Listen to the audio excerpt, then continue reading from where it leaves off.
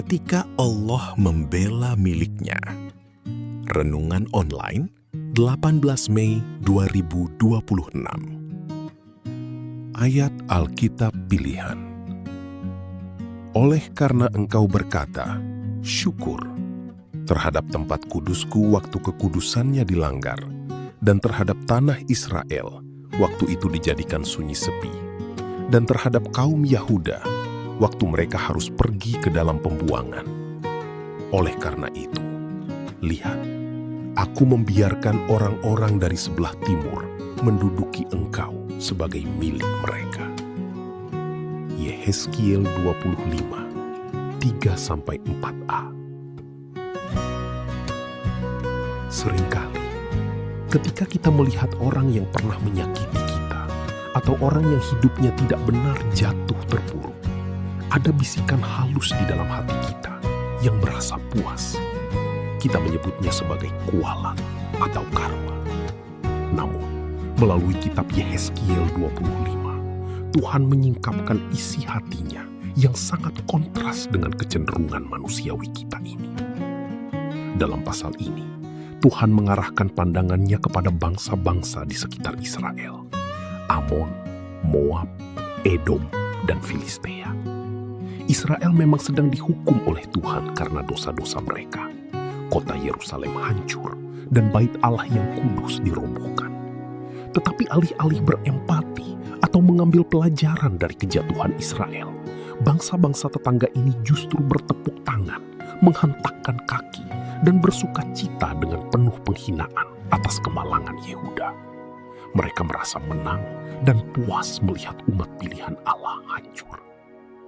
Tuhan tidak tinggal diam melihat sikap hati yang penuh kebencian dan dendam tersebut. Melalui Nabi Yehezkiel, Tuhan menyatakan bahwa Dia adalah Allah yang adil.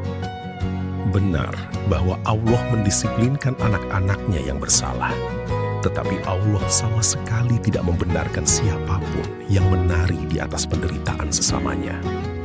Keadilan Tuhan bersifat menyeluruh. Dia tidak mengabaikan kesombongan dan kebencian yang disimpan oleh bangsa-bangsa lain.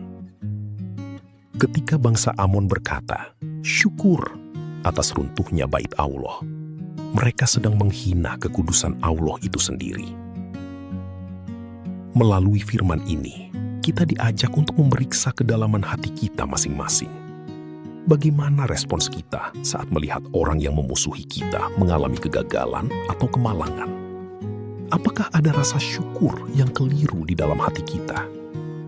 Firman Tuhan hari ini mengingatkan kita bahwa penghakiman dan keadilan adalah hak mutlak milik Tuhan. Tugas kita bukanlah menjadi hakim atas hidup orang lain, melainkan menjaga kekudusan hati kita sendiri.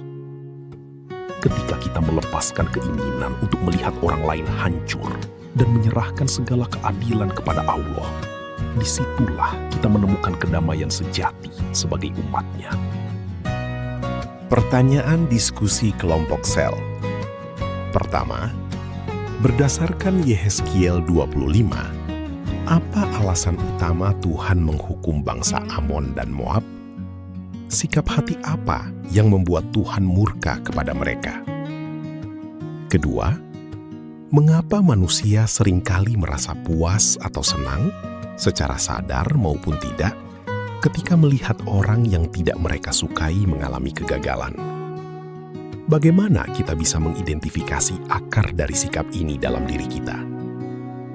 Ketiga, Tuhan menghajar Israel karena kasih dan disiplin, tetapi Tuhan menghukum bangsa tetangganya karena kejahatan mereka.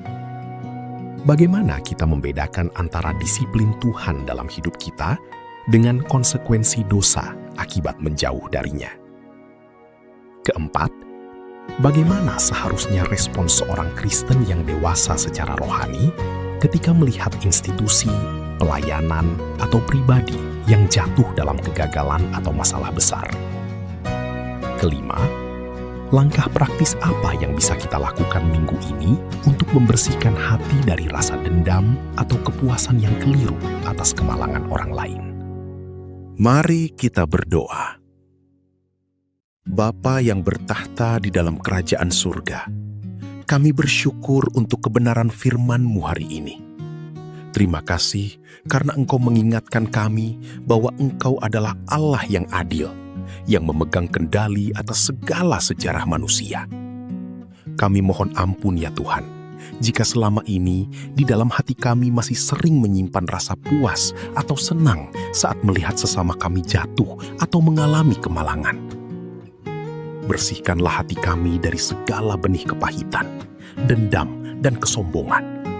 Berikan kami hati yang penuh empati, hati yang mampu mengasihi, bahkan di tengah situasi yang sulit. Kami menyerahkan segala rasa ketidakadilan yang kami alami ke dalam tangan-Mu, karena kami tahu Engkau adalah pembela kami yang setia. Jagalah komunitas kelompok sel kami, agar selalu menjadi tempat yang membangun, bukan tempat untuk menghakimi. Di dalam nama Tuhan Yesus Kristus, kami berdoa dan bersyukur. Amin.